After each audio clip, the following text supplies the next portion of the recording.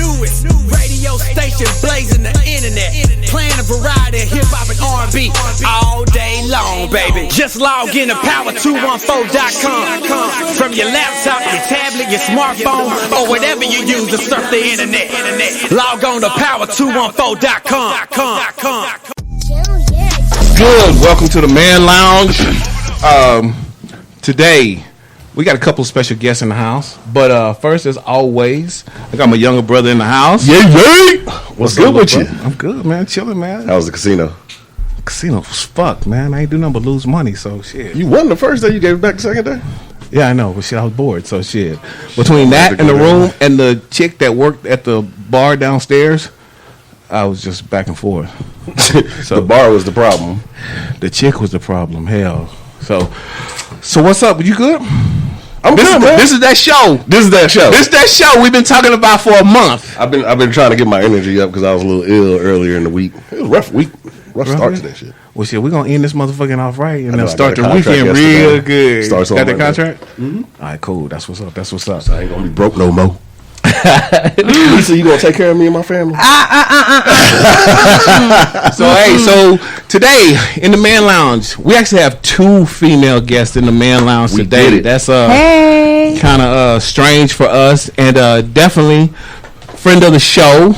Has our own show, Soul Sisters on Mondays at 7 to 9. Soul Sister Radio on power214.com. And we're going to welcome back Miss Misa. Hey. Misa in the building. You're a member. You know that, right? Yeah, right? I'm a member, y'all. Yeah. So you came in today hiding that ass. I did because you were really infatuated with my ass the last time I was here. So I wanted you to stay on course and on topic. So your ass was the topic. So what you saying? Your ass was the topic. It's always a topic. Okay, we need to always keep it like that. Yeah. Well, maybe next time. I'll wear another dress. That's what's up. Mm-hmm. All right, so invited herself to another show. No. I know, right? That's what she did the first time. When we sat on her show? I didn't invite, I just came. Yep. And you said you were going to be there. Yeah, I said I was coming. All right, so now, very special guest that we have in here. I don't think you can put it up there, so T-Love might yell at you. And I don't think you can put it want to welcome her into the show. Mm-hmm. Hey, Deetra. I want to give you a little information about this young lady before we bring her onto the mic. Cold-blooded. She is based in Dallas. She is a BDSM educator, coach, professional, and lifestyle mistress, ringer, neo-burlesque artist, vampire, and kinky event organizer who has been practicing kinky alternative lifestyle since 2014, based in Dallas-Fort Worth. Wait a minute, did you say vampires? Say vampires. Oh yeah, well, I'm gonna say a whole bunch more shit too.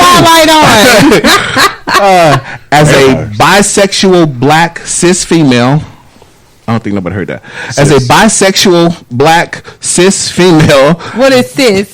We're gonna find out. Oh yeah, we're gonna find out. Y'all need to stay tuned for real. Cis female dominant, self-professed nerd, and politically incorrect goth diva. Posh has been an active part of the DFW scene since 2017. This proper sailor mouth lady delights in welcoming new kinksters to the family, building connections across the community, and anything DC Universe and GOT. You can let it out. I'm trying to wait for my introduction. Which I'm making me feel a little bit like Daenerys from Game of Thrones here. You're pumping me up.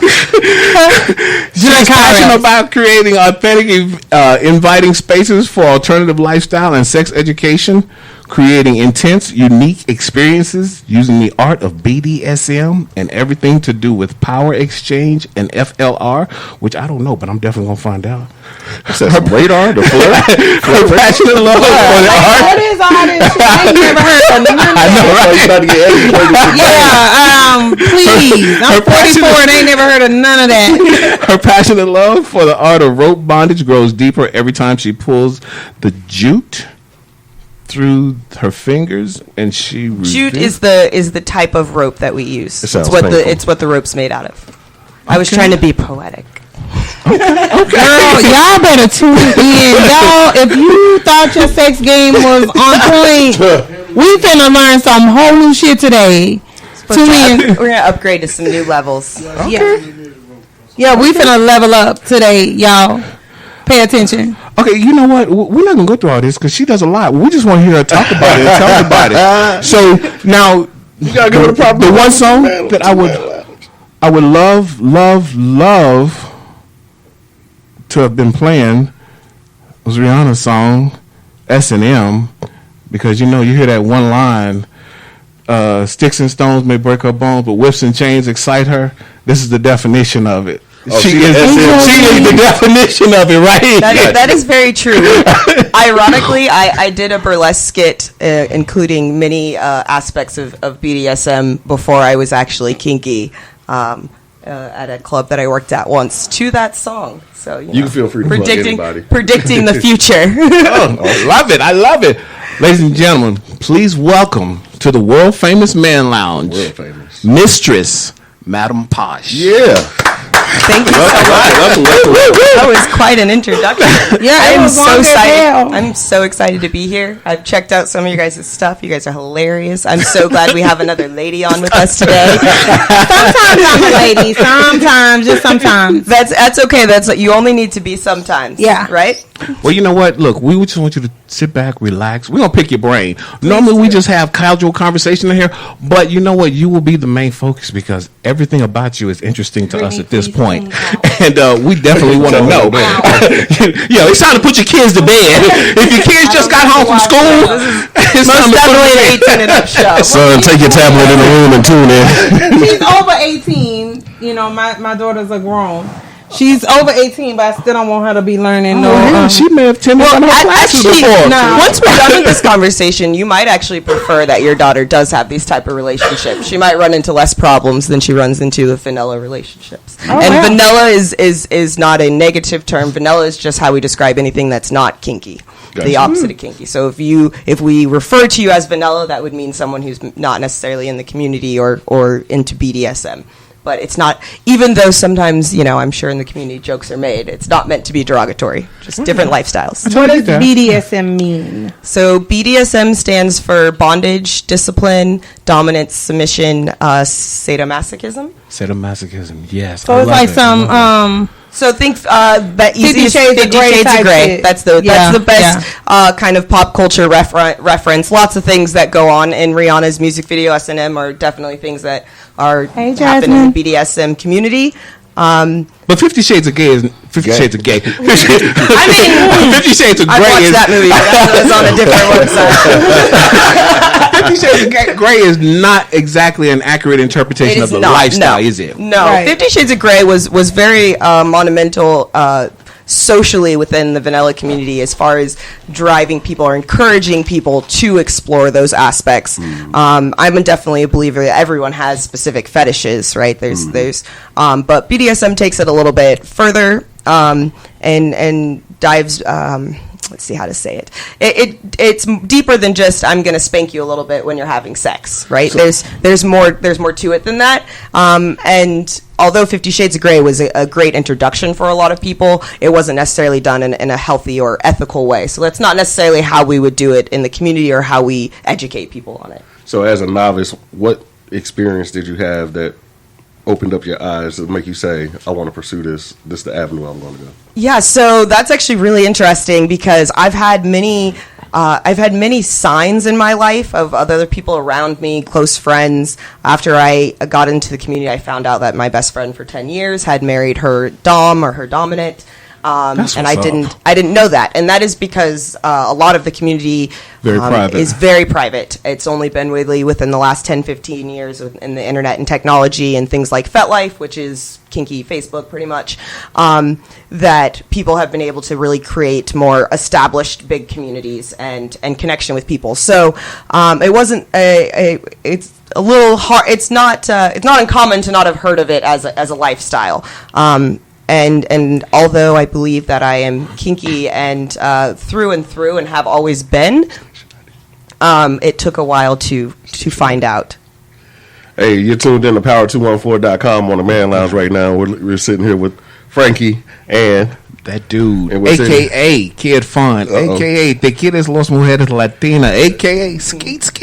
And we have our special guest co-host, Miss Misa from Hey, everybody. And we're also interviewing Madame Posh. Madam, tell us about you have it's branded as the MP experience, so tell us about what the experience is. What is that? Yeah, so that was kind of something I came out of when I was kind of developing my brand for doing professional dom work. I kind of look at when you think of a mistress or professional dom, oftentimes you think of someone like maybe dressed like I am in all latex and has a whip, and they're probably pretty mean, and they're going to tell you what to do all the time. And although yes, I do participate in those kind of behaviors and enjoy them, my brand has a little bit. I like to dive into more spiritual development, personal development, and how these things can help you long term in creating those incredibly deep, intense, trusting relationships with another human being.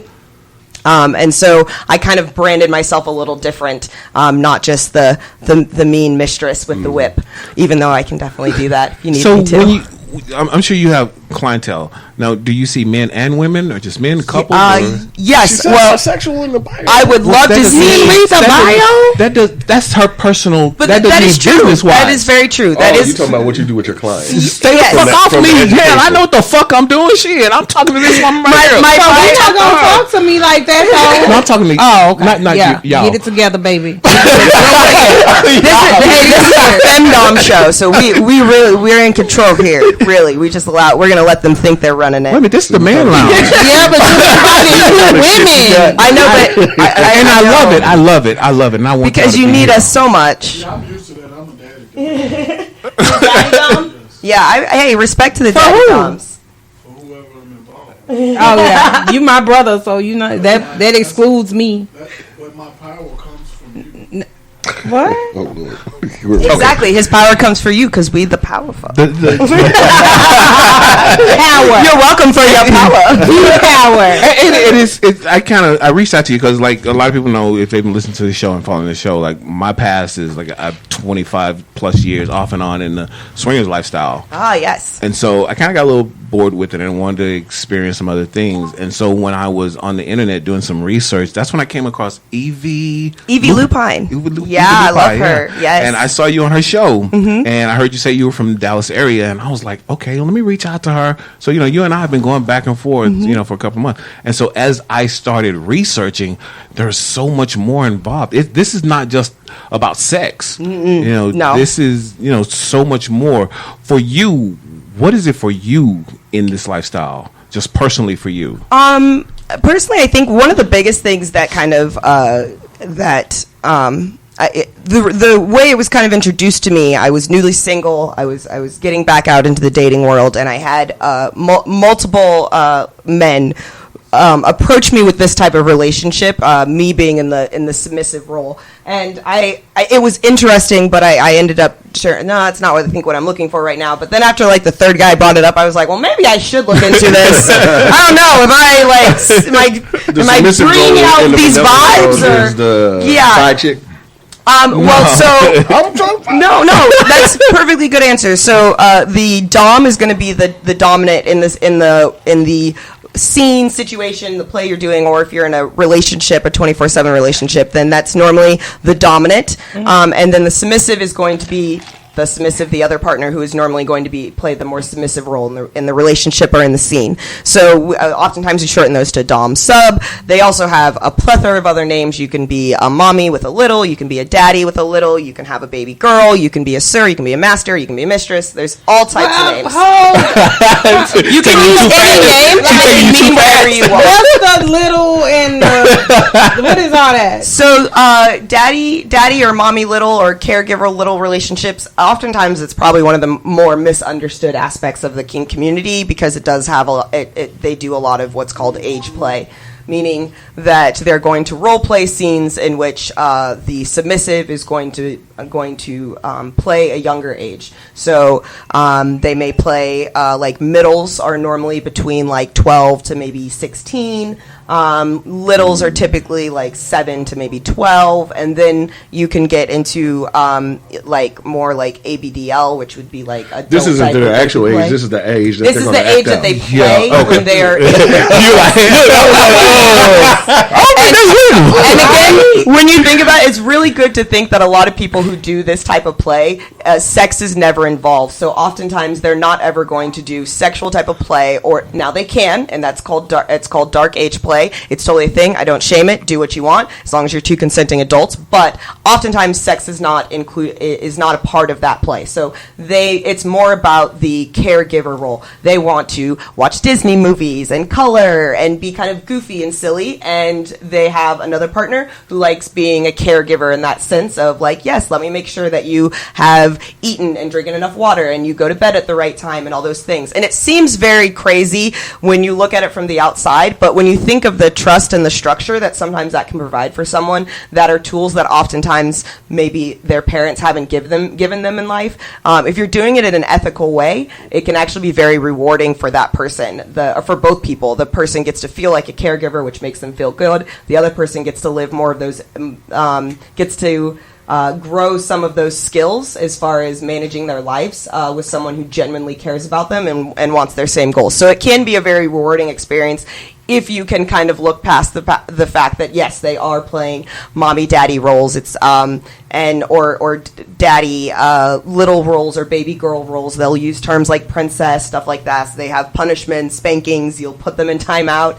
It can be very fun and funny and playful, and then it can also be very therapeutic for people. And it is not uncommon to have people use it as like BDSM can be therapeutic. I don't call it therapy. And so if you look at it in that way, as long as you're in counseling and you're getting stable therapy in that aspect, it can be therapeutic for people who have had trauma when they were a child. Sometimes maybe someone's had to be an adult at 12 and never got to have those moments in their life where they get to just have crushes on boys and, like gossip and stuff like that because they've had to be an adult at a young age. And so it gives them a time to do that. There are people who run huge, giant, billion-dollar companies and then go home and are completely submissive and like to color and watch Disney movies and be in a onesie. Now, and as a that mistress, is their free, happy space. As a mistress, do you wow. have like clients like that you would see, or do you? I don't currently have any clients that is at age play is one of their things, but I have been asked about it in the past, yes. And yes, it goes both ways. There are male submissives that like to do age play, that want a mommy. There's female submissives that want a daddy. That's probably what you see more on like Instagram and stuff like that. There's also lesbian gay relationships. The gay community, daddies, big thing. Gay leather community, like gay leather daddies are like. So I'm fixing to be just like looking up all this different shit on Instagram. So it's like a whole new world. It really is. I don't like the whole, I don't want anybody to dominate me or anything like. I don't want that. I do know that won't work for me. I want you to go to mute real fast. Go to mute real fast. So, but I do. It's intriguing. Mm-hmm. It's kind of like when he first told me about the whole swinging thing. I want to go to like a swingers event. Yeah. And I want to see what it is because it does intrigue me. But I would be terrified to participate. It would just like be like, nah. What's the part that intrigues you? Just knowing it's other shit out there. So what I guess is holding you back from experiencing that? Yeah, I just don't want to. But you know what? As far as I don't want nobody to be judging me and be like, "This." But you think about it, it is a judge-free zone. That is a big part of the community. Hashtag no kink shaming. We do not kink shame. You again, everything we just explained. It's not necessarily something I'm personally into, but I understand that people have that, and I've personally seen how beneficial it can be for people in their life. So I'm not going to shame someone. Again, if you remember, at the end of the day, as long as you're two consenting adults. Do what you want. Gotcha. But you have to think about it, though. If you go to these types of events and you're around these types of people, they're there for the same thing that you're there for. So there's no shaming involved. the biggest mistake I see, and I'm speaking from a swingers aspect, is like a lot of guys try to control their women into getting involved into it, which is totally wrong. Because as a member of the lifestyle, I have seen women come in and take wives from their husband. You know, We will do it. Yeah, the right woman comes along. It happens, treat those women good, because those ones are easy. Right? So, from what you said, you would kind of be considered like a dominant. I think that she would. There's also switches, so you can also be a switch, right? So you can be both, right? So maybe you like to be a dominant most of the time, i.e. me. There's certain things that I do actually like to switch for, and it's not about the power exchange necessarily. So you can have, like, if you go to a dungeon, right, and you just go to meet people and say you want to experience vlogging. What's a dungeon? A dungeon would just be like what we call our clubs that we go to on the weekends. So are these type of clubs play. like open? Like where they at? Yeah, no, there's two of them in Dallas that are Give popping. me the name. I will take you to them. Hell yeah! One of them is called DFW Dungeon, and the other one is called Infliction Hall. And if you go to, you can Google them, or you can go on FetLife, and they post all of. So do I get to wear all that, like that? You can wear whatever you outfit want. that you got on. You Do I can like wear- to yep, like do yep. that and just be like real sexually provocative? Exactly. Yes. Okay, yeah, Totally. I can And do no that. one's going to That's what judge you want to do, huh? You want to come in there with your whip and everything. I Put a mask on. Oh yeah, and You I can have do a that beauty too. mask that just like have half my Totally. face out. Oh yeah. So let me I ask you a get rid of question. So beauty. it's like when in all my years of being a swinger, it's like these are some of the most open, genuine people that I've ever seen because they're so free with what they do. Is that the same experience with the BDSM community? Yeah, I mean, my first kink event when I kind of I think I was going to it was a spanking event in Houston, a spanking party, and I came into like the dinner that night, and it was majority of the people were there, and it wasn't even necessarily the way people were interacting with me. It was more of the energy in the room, where it was like the first time in my life I was like, I found my people. I feel normal. I feel like I can fit in here. I feel like I can make all my unpolitically correct jokes. I feel like I can be myself. I don't have to put any filters up. I don't have to put my white voice on or whatever, whatever else that we do to feel comfortable. I found my tribe. Exactly. You find your tribe. And so, and then from there, like, you have to remember that humans are humans. So you're going to have shitty humans in any sort of tribe as well. But overwhelmingly, I have met more in more concentration, more of the most amazing humans I've ever met in my life in the last 2 years of my life. Just generous, giving, open. I have not experienced the amount of generosity and support and love in any sort of kind of social setting that I have experienced in this. And two, genuine connection with people that maybe you're not even, like, someone may watch you do a scene and it affects them. They feel that energy from the scene so intensely that afterwards they're like, can I just hug you? Can I just give you a hug? Because that was beautiful. It's really, really powerful. And yeah, I've very much enjoyed that. How much of the community is based around, and this was like news to me when I started doing my research and everything, like, coming from a swinger, swingers are basically focused on sex. Yeah. So how much of the BDSM community is sexual versus role playing and power exchange? What's interesting, I think everything's kind of on a scale because everybody's different, right? So, like, if you go to a dungeon on the weekend, the likelihood of you seeing intercourse is like a flip of a coin. Like, it's very often that you will not. Very often, like, you're not going to see actual sexual acts, blowjobs, things like that. You may see edging, meaning someone bringing someone to almost that point and then taking whatever sensation they are away. So how does edging work? What is that? Edging, it's exactly that. You would do sensations. Maybe if you're on a female, you maybe use a Hitachi, get them right to that point, and then pull it away. Use a what? You got this. Hitachi? Yeah, what is that? A Hitachi is a very large vibrator that you plug into the wall, so it's very powerful and doesn't run out of batteries. It's just a form. It's just a very popular form of vibrator. But hold on. So you buy it and you plug it in? Yeah. It looks like. Does it have like a body attached to it? Yeah, it's literally like almost like a cone, and then With the the top mushroom is head? round like a mushroom head. Okay, yeah. It's not as phallic as other insertables, but it's more about the sensation. Maybe I it's need powerful. to be a dominatrix or some shit. Maybe I need to do that. I want you to go to mute over there. I mean, stay on mute like the whole time. Once you train them well, then you shouldn't have to say that at all. They shouldn't know. Hey, you're listening to the Man Lounge on Power214.com, and we're The sitting here Man with Lisa Lounge. and Miss Madame Posh talking about the MP experience. Yeah, the MP experience is the truth so far. I mean, I'm really, really like. Let me. Get your Getting back to I think you had mentioned why I used the MP experience, and that I think I ended up calling that name because I wanted people to think of booking time with me for a scene is not a session. I didn't want people to think of it as transactional because this isn't something I just do for work. Like, this is my lifestyle. So some people, some professional dominants, just do this as a job. So people just call you and say, "Hey, I want to have this session." Yes, and then I we're want going you to go through some. Get the color and book out, and we're going to be here for an hour, and they pay you. If that's what they want to do, yes. But do they consider that like prostitution?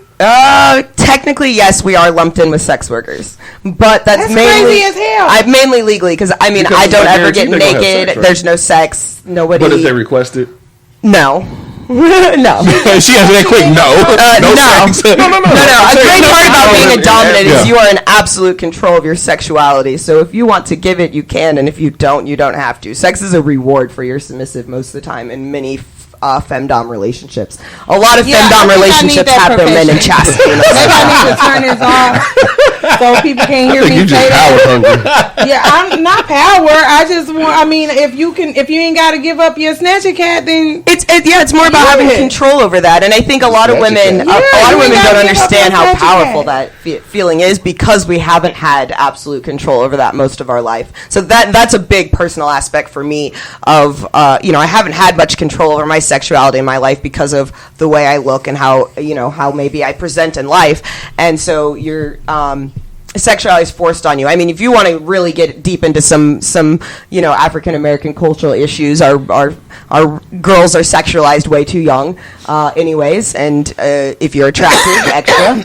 So that's something I've dealt with my whole life. So being able to be in a powerful situation where I can be attractive and sexual, but respected in the aspect of no one's going to touch me. They already, when I'm in the community or in a dungeon space, like, people understand that I'm a dominant and they know who I am, and I'm never concerned about having a disrespectful moment from somebody. And if I do, it's normally from another male dom who doesn't know, and so then I make sure he knows. And that's completely supportive. I need all of that. I need to everybody be in the all of that. Exactly. So do you give like practice classes? Sure, or I girl. can like practice? I'll put you in my boot camp. We'll get you working here. Give me So, Madame Posh, so I'm listening Y'all to gonna come back everything you're September saying. 20th. We can live stream that class for real. I think we opened on the 20th. I think I'm gonna master that shit. I think I'm gonna be real good at it. We'll come over to your ladies show. And You we'll know talk what? some Hell stuff. yeah! And then Sure. we can have a whole ladies' night. Yeah, give you some tips on how to keep your men in Hell check. yeah! Because all Get my some men in friends check. married. What are we doing here? Yeah, all my friends married, so I can't learn nothing from the But bitches. married couples can learn a lot from that. Oh, married couples can They learn a lot from it married. too. I'm not. I'm Yeah. single. I'm the But bring only your married, single bring your bitch. married But counterparts. you know what? They can enhance their relationship. That may be a reason why Hey, dominant Kiki dominant Rose is women watching. Hey, Kiki. Yeah, that's my co-host. dominant women tend to until you really understand, like, because some people have a naturally dominant personality, right? And then some people may come off more submissive in their personality, but they're dominant in the scene. I'm someone who naturally has a dominant personality anyways, and coupled with that and being a black woman, like, we struggle with partners and relationships, and I have an amazing relationship. I mean, I have the best relationship I've ever had right now in my entire life with my submissive white man. So Trust and communication. Prior to getting into the life, Trust prior and to knowing, communication. If you get anything from this, that is the key to motherfucking Does he have life. a brother that wants to be a submissive? Oh, like, I mean, unfortunately- a brother with money though. Yeah, I just no, want a rich unfortunately, he white doesn't man have- to die with. Unfortunately, he doesn't have a brother, and he is very well educated and in the medical industry. But he doesn't have a brother, unfortunately. But go over find you one. Do he have like a friend, and they like plump black girls with big booties and? so Madam Posh, were you feeling some type of way before you got into this lifestyle, and before you knew, what you wanted as far as your experiences in life, as far as this goes? What did you feel some type of way in your normal? Assuming you had normal heterosexual relationships, or would you being bi, or were you feeling some type of way? Being bisexual is something I figured out probably in my early 20s. It was something that was always kind of there. That was probably the first opportunities I got to explore it. So there's always been alternative aspects to my lifestyle. I've been an entertainer of the evening. I like to say that because some people strip, but some people entertain, and I like to think that I entertained. All right, we're gonna get more into that when we come back. Right now, we're gonna take a quick break. You're listening to the Man Lounge on Power 214 with Franky and that dude. Our special guest, Misa from Soul Hey, Sister, Power and 214.com. Mistress Madame Posh. We're gonna take a quick break. Power214.com. Hey, see y'all in 2 mics. Okay, you two. Let's go.